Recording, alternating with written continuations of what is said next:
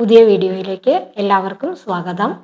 ഇന്ന് പറയാൻ പോകുന്നത് നമ്മുടെ ജീവിതശൈലി രോഗങ്ങളെ എങ്ങനെ തടയാം എന്നുള്ളതാണ്. ജീവിതശൈലി രോഗങ്ങൾ എന്ന് പറയാൻ തന്നെ എന്താ കാരണം? ജീവിതശൈലി എന്ന് പറഞ്ഞ ജീവിതചര്യ അല്ലേ? ജീവിതചര്യ മാറിയത് കൊണ്ടുണ്ടാവുന്ന രോഗങ്ങൾ. ഇപ്പോൾ മുമ്പത്തെ കാലത്തെ അപേക്ഷിച്ച് ഇന്ന് എല്ലാവർക്കും പ്രഷർ, ഷുഗർ, കൊളസ്ട്രോള് അങ്ങനെ പല പല രോഗങ്ങളാണ്. ഇതിനെയാണ് നമ്മൾ പൊതുവായിട്ട് പ്രഷർ, ഷുഗർ, കൊളസ്ട്രോൾ ഇതിനെയൊക്കെയാണ് നമ്മൾ ജീവിതശൈലി രോഗങ്ങളെന്ന് പറയുന്നത്. ഈ ജീവിതശൈലി രോഗങ്ങളെ തടയാൻ നമ്മൾ തന്നെ ശ്രമിക്കണം. എങ്ങനെ? അത് നേരത്തെ തന്നെ രോഗം വരുന്നതിന് മുമ്പ് തന്നെ നമ്മൾ ശ്രമിക്കണം. എങ്ങനെ ശ്രമിക്കാന്ന് പറഞ്ഞാൽ ഈ പ്രഷറൊക്കെ കൂടുന്നതിൻ്റെ പ്രത്യേക കാരണം എന്താണെന്ന് വെച്ചാൽ പ്രഷർ ഉണ്ടാവുന്നതിൻ്റെ കാരണം ടെൻഷൻ തന്നെയാണ്. അതായത് ഒരു മുമ്പത്തെ കാലത്ത് വളരെ പണ്ടുള്ള കാലങ്ങളിലൊന്നും ഇത്രയും പ്രഷർ കൂടിയതായിട്ട് കണ്ടിട്ടില്ല. ഇപ്പോഴൊക്കെയാണ് ചെറിയ പ്രായത്തിൽ തന്നെ ഒരു 35 വയസ്സൊക്കെ ആകുമ്പോഴേക്കും 40 വയസ്സൊക്കെ ആകുമ്പോഴേക്കും പ്രഷർ വന്നു, ഷുഗർ വന്നു എന്നൊക്കെ പറയുന്നത് കേൾക്കുന്നില്ലേ?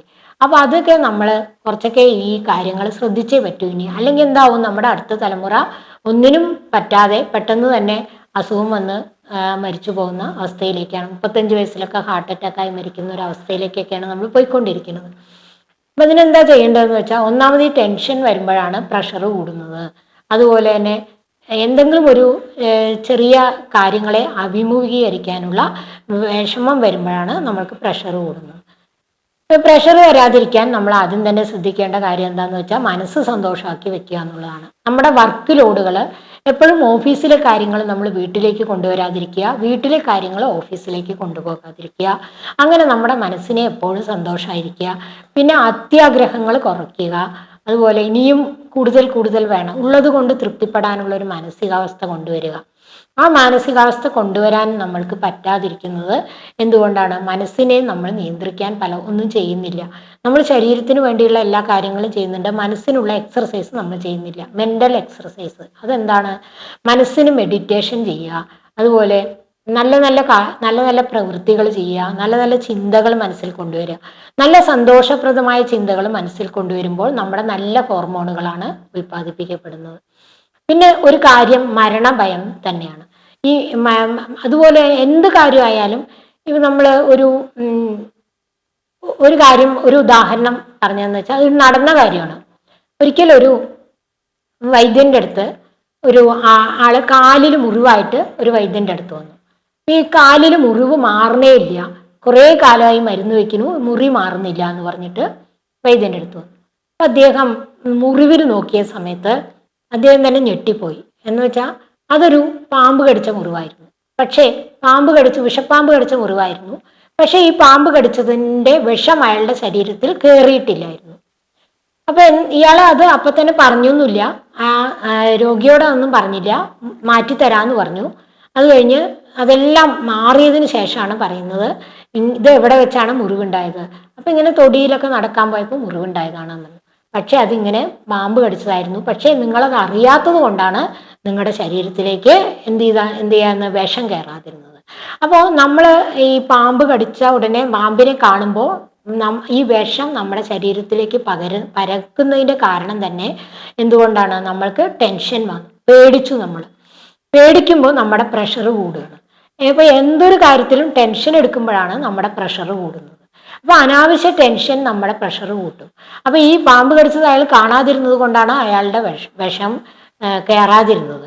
അപ്പം അതുപോലെ എല്ലാത്തിലും പ്രഷർ കൂടുന്നതിൻ്റെ കാരണം തന്നെ ഒന്നാമതായിട്ട് നമ്മൾ നിസ്സാര കാര്യങ്ങൾക്ക് ഉണ്ടാകുന്ന ടെൻഷൻ തന്നെയാണ്. അപ്പോൾ ഈ ടെൻഷൻ കുറച്ചുകൊണ്ട് ഒരു വൈദ്യർ ഇതേപോലെ തന്നെ എഴുതിയ പുസ്തകത്തിൽ വായിച്ച കാര്യമാണ്. അതുപോലെ അഷ്ടാംഗ ഹൃദയത്തിലെ ഒരു വലിയ വൈദ്യർ എഴുതിയ പുസ്തകത്തിൽ ഒരു ആർട്ടിക്കിൾ വായിച്ചതാണ്. അപ്പോൾ അത് എന്തുകൊണ്ട് ഇവിടെ പറയുന്നു എന്ന് വെച്ചാൽ ഇത് നമ്മൾക്ക് പ്രധാനപ്പെട്ട ഒരു കാര്യം തന്നെയാണ്. അതായത് എന്തൊരു കാര്യം ചെയ്യുമ്പോഴും ഈ പ്രഷർ കൂടുന്നതിൻ്റെ കാരണം തന്നെ ഈ മനസ്സിൻ്റെയാണ്. അപ്പോൾ ഒരാൾക്ക് എപ്പോഴും അസുഖമാണ്, എന്തെങ്കിലുമൊക്കെ തലവേദന, അങ്ങനെ അയാൾ പറയാണ് ഒരു തലവേദനയാണെന്നായിരിക്കും, ചിലപ്പോൾ അയാൾക്ക് കൈകാല് വേദന, അങ്ങനെ അയാൾക്ക് എപ്പോഴും നോക്കിയാലും അസുഖം. അപ്പോൾ ഡോക്ടറുടെ അടുത്തൊക്കെ പോയിട്ട് എല്ലാം ബ്ലഡ് പരിശോധിച്ചു, എല്ലാം പരിശോധിച്ചു, നോക്കിയപ്പോൾ ഒരു അസുഖവും നിങ്ങൾക്കില്ല എന്ന് പറഞ്ഞു. അപ്പോൾ ഈ വൈദ്യരുടെ അടുത്ത് വന്നു. അപ്പോൾ വൈദ്യരോട് പറഞ്ഞു ഇങ്ങനെ എൻ്റെ എല്ലാ കാര്യങ്ങളും നോക്കി എനിക്ക് ഒരു അസുഖവും ഇല്ല. അപ്പൊ നിങ്ങളുടെ മനസ്സിൽ എന്തെങ്കിലും വിഷമിക്കുന്ന കാര്യങ്ങളുണ്ടോ എന്ന് ചോദിച്ചു. അപ്പോഴാണ് അദ്ദേഹത്തിന്റെ മനസ്സ് തുറക്കുന്നത്. അപ്പോൾ പല വിഷമങ്ങൾ അദ്ദേഹത്തിന്റെ മനസ്സിലുണ്ടായിരുന്നു. അപ്പൊ അതൊക്കെ ഇയാളോട് പറഞ്ഞപ്പോൾ അദ്ദേഹത്തിന് തന്നെ എന്തായി, ആ വിഷമങ്ങളൊക്കെ പറഞ്ഞപ്പോൾ അതിന്റെ പരിഹാരങ്ങളൊക്കെ പറഞ്ഞപ്പോൾ അദ്ദേഹത്തിന് പിന്നെ ആ ഒരു യോഗയായിട്ട് ചെയ്യാൻ പറഞ്ഞു. യോഗ ചെയ്യുന്നത്, അപ്പൊ ഈ യോഗ എന്ന് പറയുന്നത് തന്നെ അതിന്റെ അർത്ഥം തന്നെ എന്താണ്, മനസ്സിന്റെ ശാന്തതയ്ക്ക് വേണ്ടിയാണ് യോഗ ചെയ്യുന്നത്. അപ്പൊ അങ്ങനെ അദ്ദേഹത്തെ യോഗ, മെഡിറ്റേഷൻ അങ്ങനെയൊക്കെ ചെയ്യിപ്പിച്ചുകൊണ്ട് അദ്ദേഹത്തിന് ആ പ്രഷർ, BP കൂടി എന്ന് നമ്മൾ പറയില്ലേ, അതിനെ നോർമലിലാക്കി എന്നുള്ളതാണ്. അദ്ദേഹത്തിന് പിന്നെ അസുഖങ്ങളൊന്നും വന്നിട്ടില്ല. അപ്പൊ ഇതൊക്കെ നടന്ന സംഭവങ്ങളാണ്. അപ്പൊ നമ്മൾ ഈ BP കുറയ്ക്കാൻ മരുന്ന് കഴിച്ചതിനെ കൊണ്ട് യാതൊരു കാര്യമില്ല. മരുന്നിനേക്കാൾ ഉപരി നമ്മൾ എന്താണ് ശ്രദ്ധിക്കേണ്ടത്, വ്യായാമം. അതുപോലെ പണ്ടത്തെ പോലുള്ള വ്യായാമങ്ങൾ നമുക്ക് ശരീരത്തിന് കിട്ടുന്നില്ല. പക്ഷെ ആഹാരമാണെങ്കിൽ നമ്മൾ അതിനേക്കാൾ നല്ലത് കഴിക്കുകയാണ്. അതുകൊണ്ടാണ് ഈ ഷുഗറും കൊളസ്ട്രോളും ഒക്കെ വരുന്നത്. നമ്മുടെ ശാരീരികവുമായിട്ട് ബന്ധപ്പെട്ട് നമ്മുടെ ശരീരത്തിലെ ഒരു എക്സർസൈസുകൾ, ഇപ്പം നമ്മൾ ജിമ്മിലൊക്കെ പോയി കഴിഞ്ഞാൽ ഒരു എക്സർസൈസ് ഒക്കെ പറഞ്ഞു തരില്ലേ, നമ്മൾ കിണറിൽ നിന്ന് വെള്ളം കോരുന്ന പോലെ ഒരു കല്ല് കെട്ടി തൂക്കി ഇങ്ങനെ വലിക്കുന്നത്, അതൊരു എക്സർസൈസ് ആണ് അത്രേ. അപ്പൊ അതുപോലെ നമ്മൾ വെയിറ്റ് എടുക്കുന്നത് അതൊരു എക്സർസൈസ് ആണെന്ന് പറയുന്നു. അപ്പൊ ഇതൊക്കെ നമ്മൾ വീട്ടിൽ മുമ്പ് ചെയ്തിട്ടുണ്ടായിരുന്ന കാര്യങ്ങളാണ്. വീട്ടിൽ മുമ്പ് വെള്ളം കോരുക, അതുപോലെ നമ്മൾ വിറക് വെട്ടുക, അങ്ങനെയുള്ള കാര്യങ്ങളൊക്കെ ചെയ്തു. അപ്പൊ ഇനിയിപ്പോൾ അതൊക്കെ ചെയ്യാൻ പറ്റുമോ ചോദിച്ചാൽ അതൊന്നും നമുക്ക് ചെയ്യാൻ പറ്റില്ല. അപ്പൊ ചെയ്യാൻ പറ്റുന്നത് എന്താണ്, നമ്മുടെ ശരീരം അത് ഒരുപാട് വർക്ക് ചെയ്യുന്നില്ല. അപ്പൊ അതിനനുസരിച്ചുള്ള ഭക്ഷണം, ഒരുപാട് നമ്മൾ ഭക്ഷണങ്ങൾ കൊഴുപ്പ് കൂടിയത് കഴിച്ചിട്ട് നമ്മൾ വ്യായാമം ഒന്നും ചെയ്യാതെ മിണ്ടാതിരിക്കുമ്പോൾ നമുക്ക് എന്തായാലും അസുഖങ്ങൾ വരും. അപ്പൊ അതുകൊണ്ട് നമ്മൾ ചെയ്യേണ്ട കാര്യങ്ങൾ എന്തൊക്കെയാണെന്ന് വെച്ചാൽ, നമ്മൾ നമുക്ക് വേണ്ടി ചെയ്യേണ്ട കാര്യം, ഇതൊക്കെ ആരെ കൊണ്ട് പറ്റണു, അതൊക്കെ വരുന്നിടത്ത് വെച്ച് കാണാം, അങ്ങനെയൊക്കെ പറയുന്നവരുണ്ട്. അങ്ങനെയൊക്കെ പറയുമ്പോഴാണ് അത് സ്ട്രോക്കായിട്ടും ഒക്കെ വന്നു കഴിഞ്ഞ് സ്ട്രോക്ക് വന്ന് കിടപ്പിലാവേണ്ടി വരും, അല്ലെങ്കിൽ ഹാർട്ട് അറ്റാക്ക് വരും, അങ്ങനെയൊക്കെ വരുന്നത്. അപ്പം നമ്മൾ തന്നെയാണ് നമ്മുടെ കുഴി നമ്മൾ തന്നെ തോണ്ടുക എന്ന് പറയില്ലേ, അതാണ് നമ്മൾ ചെയ്തുകൊണ്ടിരിക്കുന്നത്. അപ്പൊ അതുകൊണ്ട് എന്താണ് നമ്മൾ ശ്രദ്ധിക്കേണ്ടതെന്ന് വെച്ചാൽ, ആഹാര കാര്യങ്ങളിൽ നമ്മൾ വളരെയധികം ശ്രദ്ധ കൊടുക്കണം. എങ്ങനെയായിരിക്കണം, ഇപ്പൊ രാവിലെ നേരത്തെ എഴുന്നേറ്റ് കഴിഞ്ഞാൽ നമുക്ക് വെള്ളം കോരാനും വിറക് വെട്ടാനും ഒന്നുമില്ല. അപ്പൊ അതെന്തുകൊണ്ട് എന്ത് ചെയ്യുക, അപ്പൊ നമ്മൾ അതുമാതിരിയുള്ള എക്സർസൈസുകൾ എന്തെങ്കിലും ചെയ്യുക. നടക്കുന്നത് ഒരു നല്ല എക്സർസൈസ് ആണ്. നടക്കാൻ പോകാൻ മടി കാട്ടുന്ന എത്രയോ പേരുണ്ട്. അപ്പൊ അതിരാവിലെ നടക്കുന്നതാണ് ഏറ്റവും നല്ലത്. പിന്നെ അതല്ലെങ്കിൽ പിന്നെ വൈകുന്നേരം രാത്രി ആവണം നടക്കണമെങ്കിൽ. ഉച്ച സമയത്തൊന്നും നമുക്ക് നടക്കാൻ പറ്റില്ലല്ലോ.